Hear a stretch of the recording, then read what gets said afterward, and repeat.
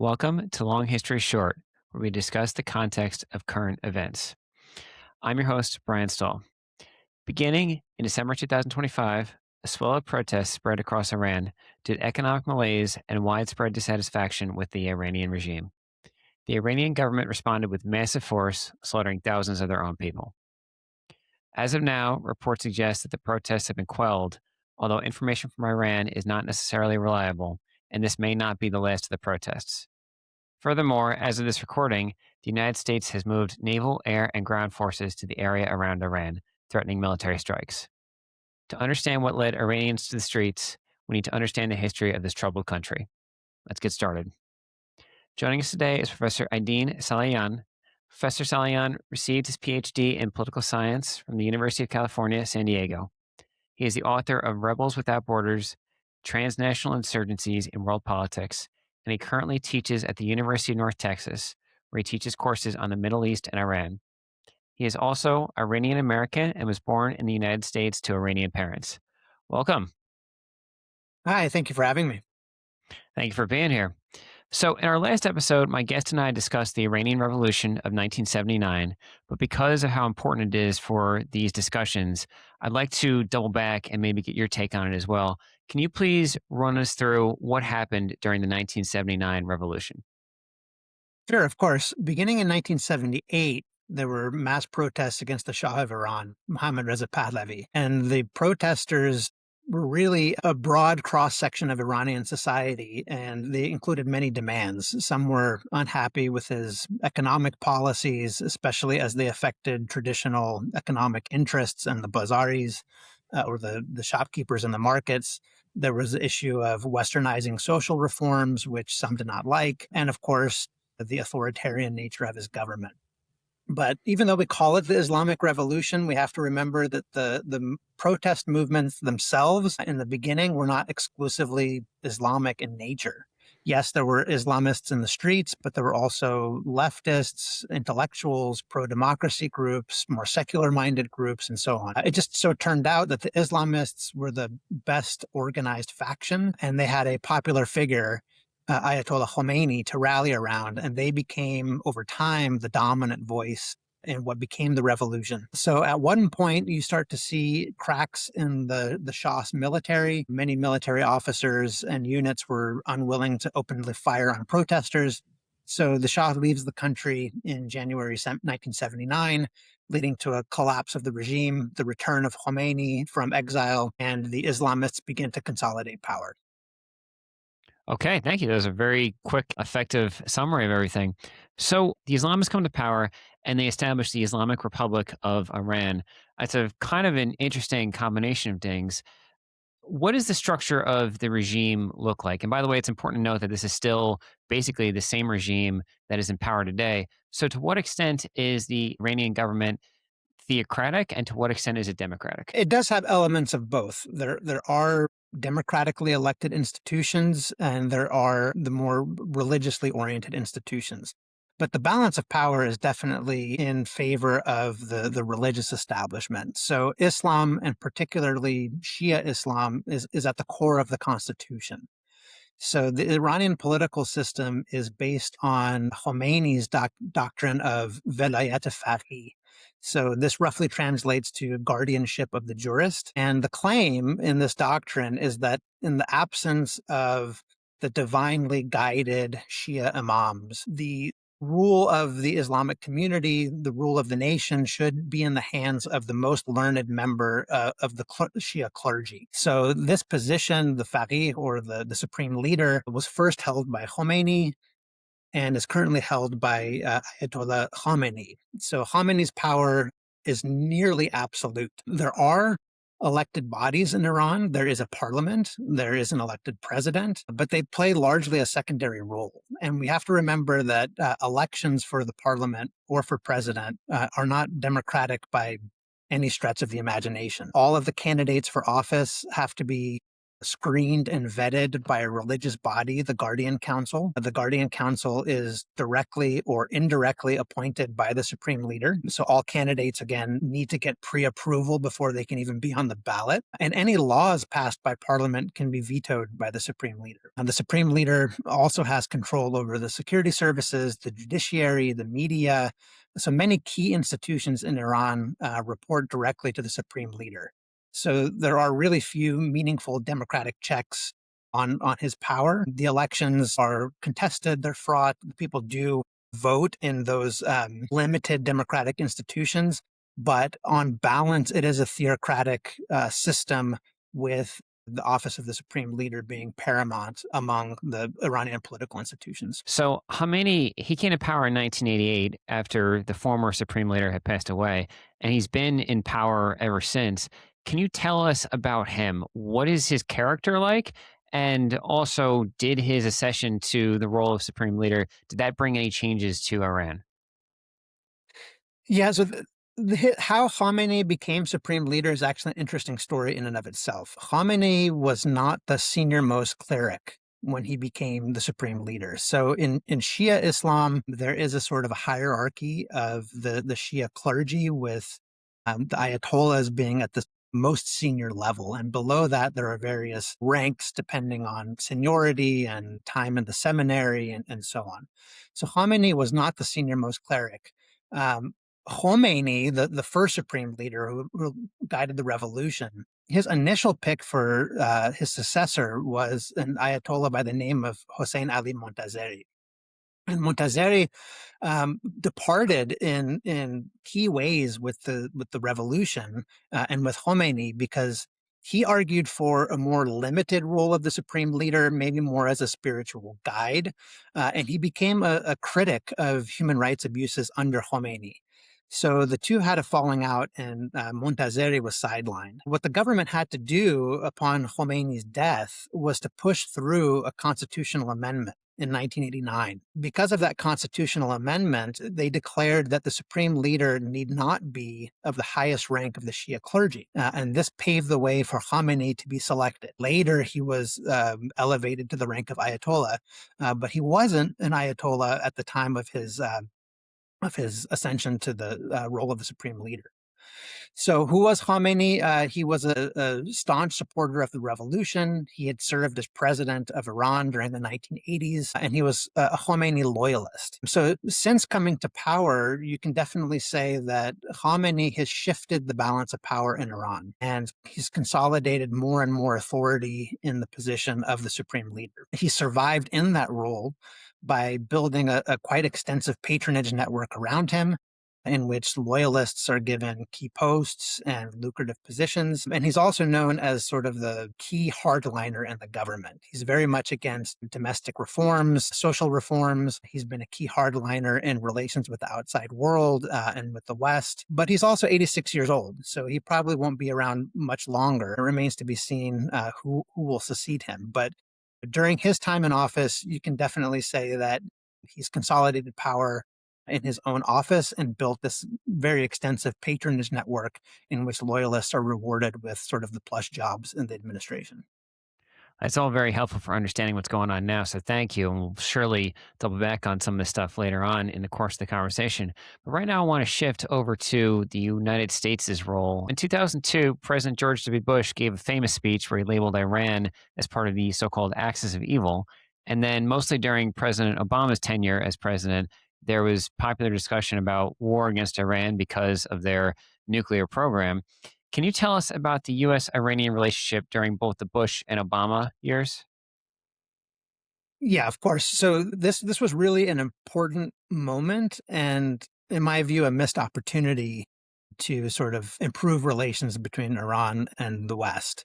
So the September 11th terrorist attacks, which were orchestrated by Al Qaeda being a Sunni extremist group, no friend of the Iranian regime, those terrorist attacks, and especially the U.S. response to them, the wars in Iraq and Afghanistan, defined the Bush presidency. In the early 2000s, Iran had a more moderate, reform minded president, Mohammad Khatami. Khatami was an Ayatollah. He was a part of the revolutionary inner circle, but he pledged more social reforms and he wanted greater dialogue with Western powers. So he advocated for what he called a dialogue of civilizations, which was sort of a contrast to Samuel Huntington's Clash of Civilizations. So after 9/11, Khatami, this reformist president, he issued condolences to the American people. And he pledged Iranian support in fighting Al Qaeda and the Taliban, which again were Sunni extremist groups and no friends to Iran. Iran had also made overtures in the lead up to the Iraq war that it would assist the United States in toppling Saddam Hussein. And your listeners might remember that Iran and Iraq fought a very bloody war to a stalemate in the 1980s. So Iran was quite glad to see Saddam Hussein go. So the Iranian regime made overtures to the American government under Bush to assist in ousting Saddam Hussein. But despite these gestures, Bush administration labeled Iran as part of the axis of evil. This declaration proved to hardliners in Iran, those opposed to Khatami's reforms and his dialogue with the West, that rapprochement with the United States would never be possible. So it really sort of created a climate of distrust and caused the more moderate voices within Iran to be sidelined. So under Bush, strategically, the U.S. had occupied two of Iran's neighbors. So Afghanistan and Iraq, both Iranian neighbors, were occupied by U.S. Military forces, and the fear was Iran would be next. So Iran ramped up its production of nuclear material. It claimed that its nuclear facilities were for peaceful energy-producing purposes only, but it's quite likely that it was pursuing a weapon of some sort, at least as a deterrent to external invasion. So then with the Obama administration, relations remained icy, you could say. Obama was largely preoccupied with putting an end to the wars in Iraq and Afghanistan rather than directly confronting Iran. But Obama did negotiate the JCPOA, the Iran nuclear deal, in which Iran would reduce its uranium stockpiles, allow for extensive inspections of its nuclear facilities, and in exchange, it would get some form of sanctions relief. So again, in the early 2000s, with the war on terror, Iran had tried to reach out to the West, but was rebuffed. And then the JCPOA was an attempt at providing some greater stability to U.S.-Iran relations. Turning now to the protests that are currently engulfing Iran. In 2009, Mohammad Ahmadinejad was reelected, but there was widespread accusations of voter fraud, and his election was met with massive protests. Can you give us some more additional context to these protests? And then also, were these protests similar in character to what we're seeing now in Iran? Right. So the 2009 protests, you're referring to the Green Movement. So those protests saw supporters of the more reformist candidate, Mir Hossein Mousavi, come out to the streets to claim voter fraud. And they came out in mass protests. Now, I think those protests in 2009 were different in tone and certainly in scale. So that was a protest about the specific election and allegations of voter fraud. So as we just discussed, Iran did have or does have a democratically elected parliament and president that sits alongside the religious institutions. And I think many Iranians sort of had faith that the democratic institutions, specifically the office of the presidency, could institute sort of real policy changes and be a real meaningful venue for change and policy reform, especially social reform. So those that were hoping for more reform of the Islamic Republic put their hopes in this candidate, Hossein Mousavi. And the 2009 protests, the Green Movement protests, were about the specific allegations of voter fraud. So there were anti-regime activists there, but the tone of the protest, again, was more about the election than about the downfall of the entire regime. The protests were also relatively limited in scale to sort of major cities and the youth and urban intellectuals. Now, since then, since 2009, I think most Iranians have lost faith in the democratic institutions of Iran, and they really see the power being held with the office of the supreme leader, and they don't really see hopes that elections would cause any meaningful reform. So more recent protests, they're chanting death to the dictator, they're chanting death to Khamenei, They want an end to the system. It's not about clean elections. Most Iranians have lost confidence in the electoral system. So the protests that we've seen in 2019, 2021, 2022, those that are happening today, are coming from a much, much broader cross section of Iranian society, and the tone is certainly different. They're calling for an outright regime change. Given that Iran is a fairly authoritarian country, I'm surprised really at the fact that they're able to organize such effective and widespread protests. Why is that the case, or how are they able to do that? So Iran is highly connected to the internet and social media, right? Most Iranians use the internet. They're connected through apps like Telegram and WhatsApp. It would be really hard to identify a domestic opposition group, a party, a leader that has broad based support because the Iranian regime has really dismantled civil society groups. So most of these protests are coordinated online. They occur spontaneously. Yes, the government has censored the internet and has sometimes shut down or throttled internet connectivity. But the internet is central to how people go about their daily lives, how they do business, access information, get news. So completely shutting down the internet is not an option for the regime. In addition, people are finding ever more sophisticated ways of evading these internet restrictions. So the protest movements are, again, spontaneous, they're uncoordinated, but this lack of a central opposition group can be liability. And we saw this during the Arab Spring protests of 2011. Without a real active opposition group in the country, it's hard to sustain the momentum of the protest activity.